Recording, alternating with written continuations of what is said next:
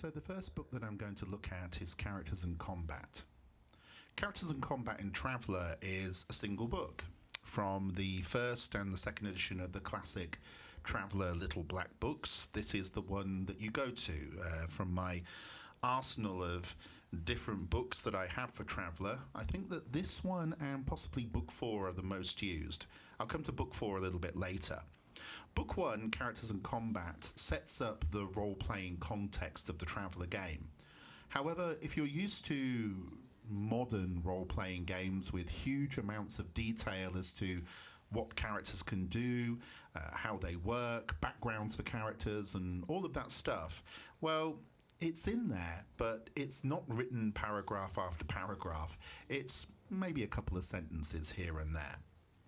Book 1 here is an A5, I believe. That's roughly about the size. Just putting it next to my phone, you'll see that it's actually quite a small book, and it's relatively straightforward. A couple of colours.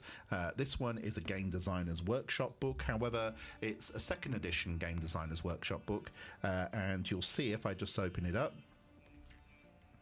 you'll see here, if I go just to the second page, this one was printed in Britain. It's a Games Workshop version, and it was printed, I would say, it must have been around 1981 time, something like that. I'm not sure. Could have been earlier, might have been a bit later. I'm not sure.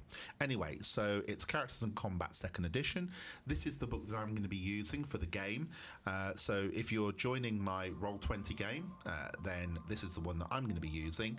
If you're watching this thinking of playing Traveller in the future, classic Traveller, then this is the one that you'll probably be using as well.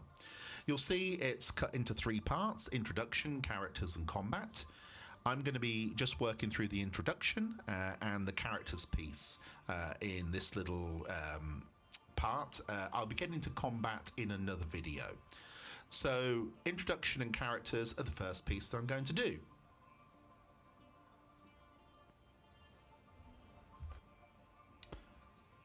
Right, let's see what the introduction says. Playing the game, role-playing conventions, dice rolling conventions, I should say, the referee, and getting started. Okay, playing the game. According to this, we can play the game. All we need is a couple of pages. Right, so what are we looking for? Common theme of this game is science fiction. Awesome. Hopefully that's what everybody thinks it's going to be. It's designed for mature people who have imagination, so that's a requirement as well. What you need books 1, 2, and 3. You need 2 6-sided dice. If you have 2, that's good. If you have more, that's better. If you've got different colours, that's useful. You need some paper. You need something to write with. Okay, well, I've got some dice, and I've got some paper, and I've got something to write on. And that is it. That is it. That's my role-playing game. That's what I need. Actually, I'm not too far away from what I need to play Traveller here, because it's, in terms of the characters and the character sheets, if you're familiar with character sheets, this is actually a very small character sheet. This piece of index card here can contain pretty much what you need to play the game. Right, so there's some other pieces and things that you might need. Some miniatures, some calculators, as it says here. Calculators, that's an interesting, you need more than one. And then other books to play as well. Adventures, supplements. I think graph paper is actually a good call with Traveller. Deck plans, star maps, that sort of stuff. But we'll get to those as we go on. All right.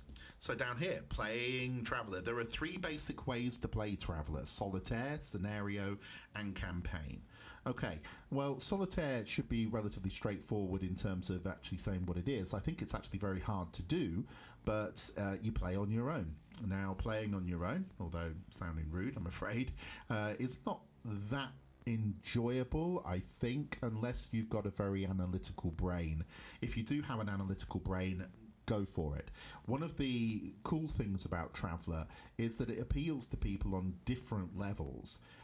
If you want an action-based game, you can certainly do that. If you want to role play and you want to have characters with in-depth backgrounds and motivations and talking to NPCs and non-player characters and so on and so forth, great, you can do that too.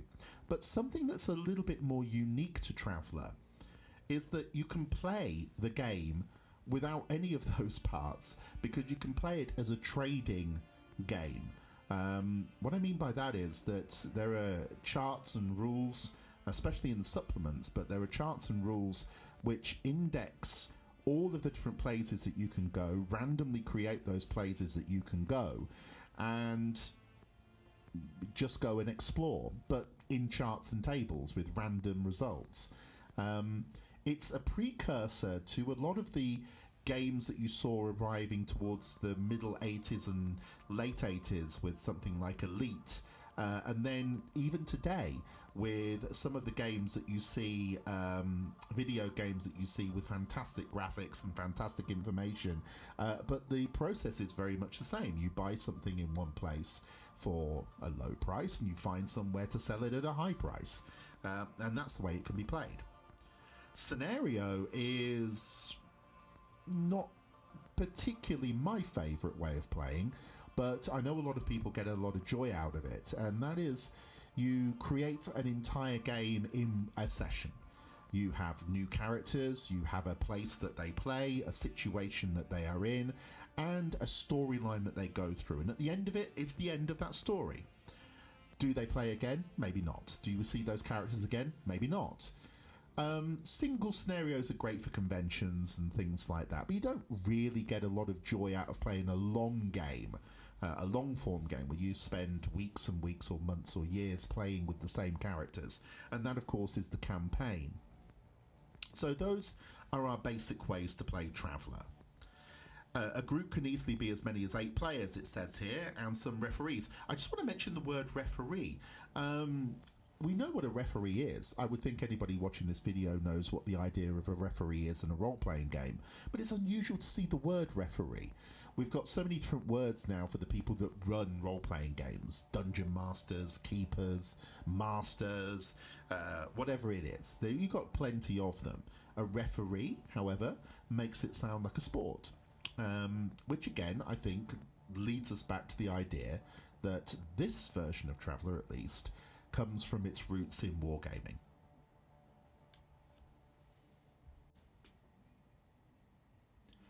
On the next page, you'll see that it goes into a little bit more detail about solitaire, scenario and campaign. That's not really of interest here. The die rolling conventions, most people who play role-playing games will know about die rolling conventions. 2d6 is rolling 2 6-sided dice, 3d6 is 3 6-sided. Down here, just looking at the information that we've got, I just want to highlight out a couple of bits. Generally, a dice roll involves 2 dice. In reality, you only really need a couple of dice to play the game. So 2 6-sided dice is what you require. Saving throw, also called a throw, that die roll required to achieve a stated effect. That one's an important one. A number followed by a plus, such as 8 plus, indicates the number or greater must be rolled. So if you need to roll an 8 plus, you need to roll an 8 or more on the dice with any modifiers that might be there. And at the top here, we've got dice modifiers as well. Thus, talking about -2 or +4 or whatever it may be. I'm going to come back to dice modifiers a bit later.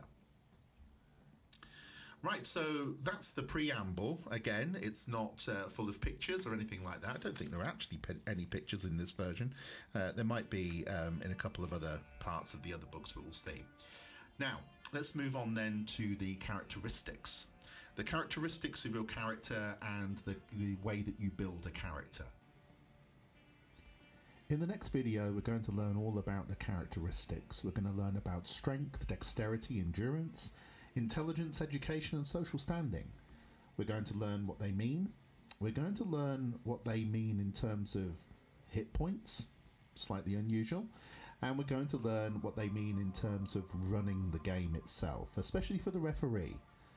So join me again in part 3, where we look at the characteristics and then we start to look at how skills work, and then we're going to look at how we get our characters made.